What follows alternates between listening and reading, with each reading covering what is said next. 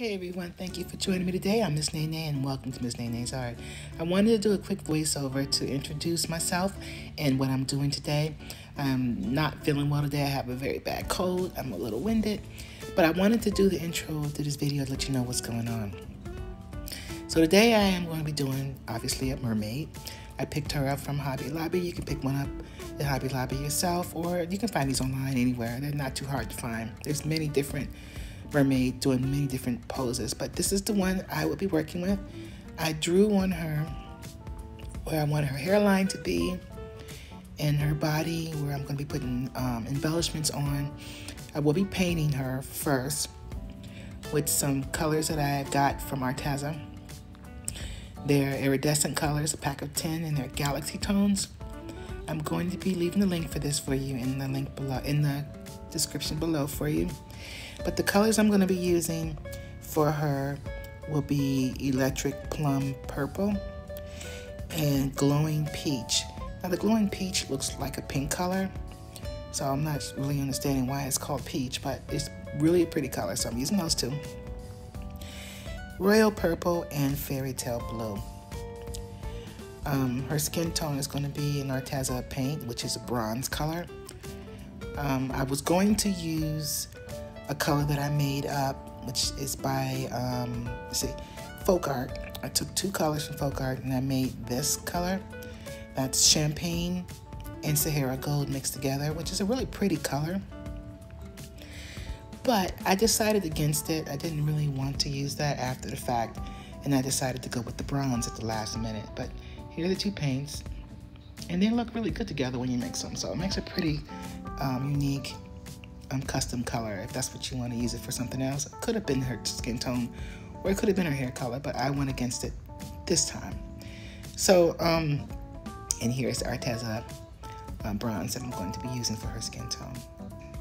So yeah, that's basically what I'm going to do. So first I'm going to paint her, and then once it dries, I'm going to go ahead and add the embellishments, like these little cute little seashells I'm going to put right there. So cute. She's going to be so pretty. And I'm going to be embellishing her with these little shells here, which I got from Hobby Lobby a long time ago. A bag, a huge bag. I'm only going to be using the blue and the pink. They're a really pretty pearl color, so it gives it a little shine as well. And I will be using some glass rhinestones. So yeah, she's going to be really pretty when I'm done. So I'm just going to let this video play. I will pop in and out from time to time to let you know what I'm doing. So here are the rhinestones. They're glass and they're very sparkling, very, very pretty. So yeah, I hope you enjoyed the video, and I will be back. Thanks for watching.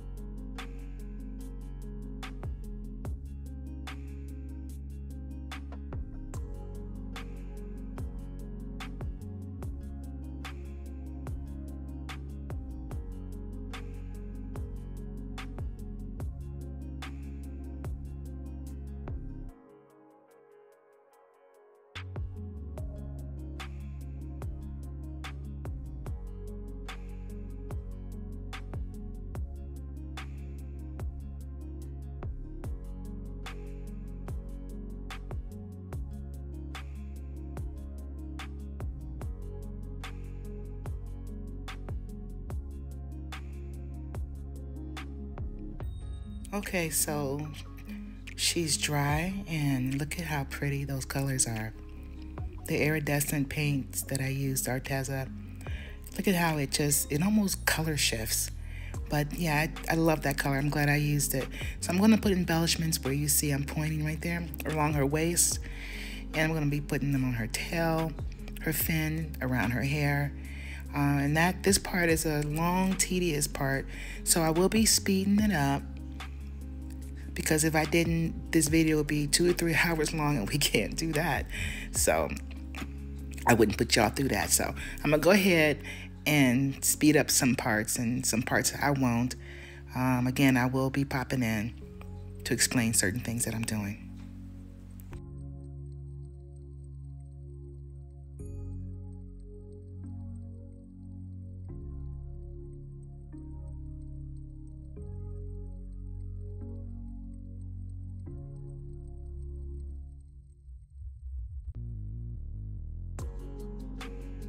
So I wanted to show this to you guys right quick.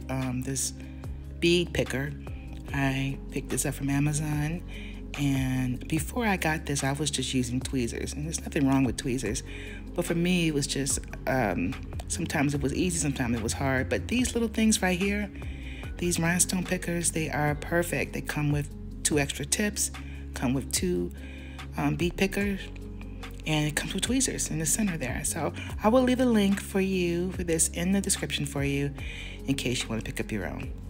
But it's a handy tool to have for sure.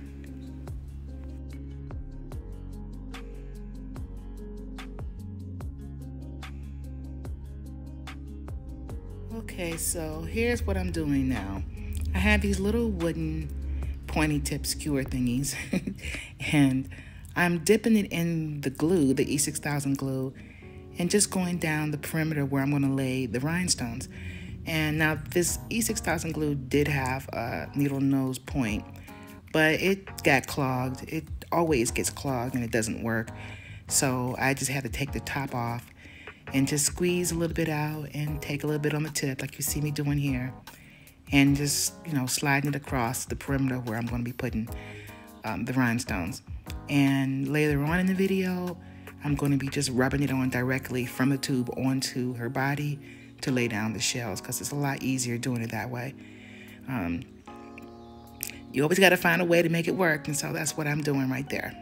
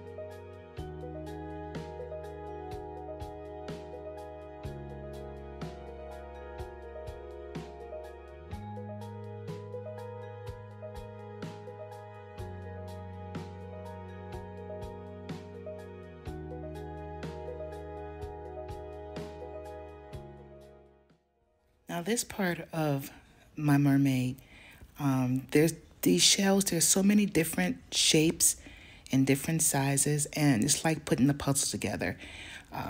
It's very tedious, but I enjoyed every bit of it. It's very relaxing too. It's sort of like, putting a puzzle together. But it's a lot of work. There are easier ways to do this. The sky's the limit, really, when you're doing things like this. But I decided that I wanted to do things the more difficult way, which I don't even want to call it difficult. I would call it more just being in depth and just being extra. So I've been accused of being extra, and that's okay. It's okay to be extra. So there are going to be some itty bitty gaps, and as you will see further into the video, that I will be pouring glitter on top of this so that I can get them in the edges and the grooves. To cover up any empty spaces. But that's okay if there are any gaps, because that's why I put this beautiful paint down to give it some extra sparkle, even if you can see right through the areas that are gapped that wouldn't fit together. So that's what I'm doing here, and so far it's looking so pretty. I love it.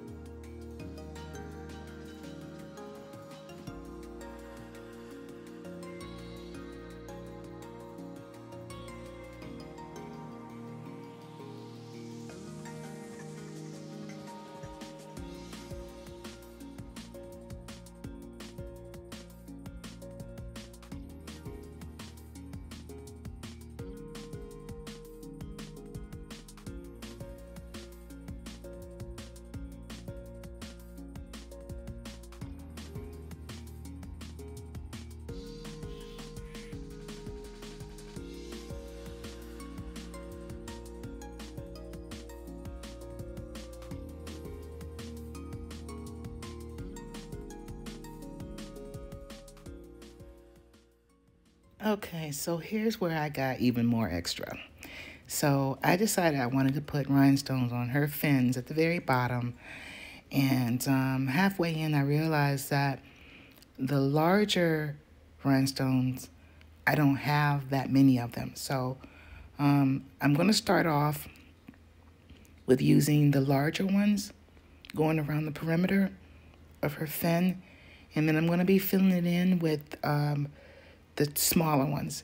At some point, I do introduce some different color ones. It's going to be blue, sapphire blue.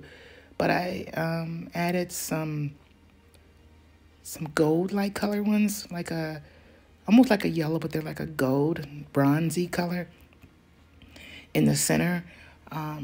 Keep in mind, I'm doing all this extra stuff while I am sick.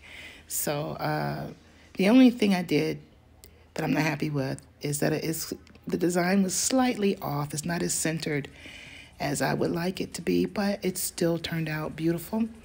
And that's another reason why I have to speed up this video, because I had to put in a lot of tiny little rhinestones. But it was so worth it at the end because it turned out so beautiful. So watch me be extra and put in these little rhinestones.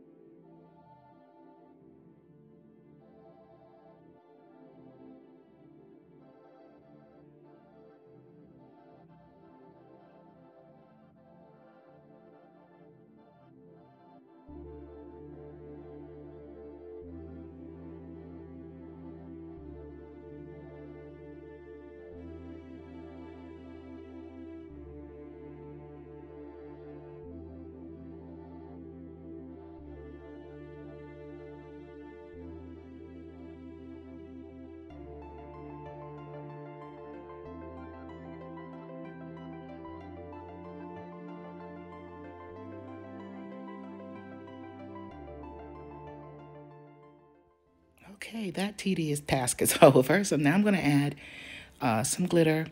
This is more fine than the other one I used to get in all the little crevices. And I'm just going to brush it in with my finger, shake it off, and then I'm going to go ahead and put a top coat. I was going to use resin, but I don't think I'm going to do that. I have a spray top coat I'm going to use.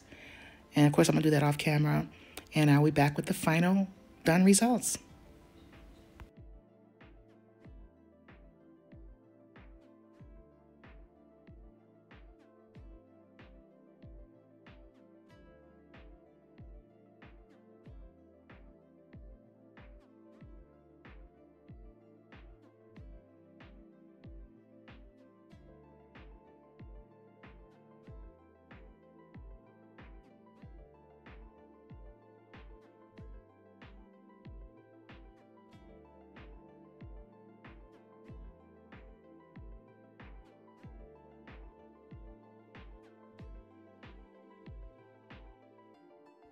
Okay, well, here she is. And as you can see, I added some more embellishments around the seashells on her chest.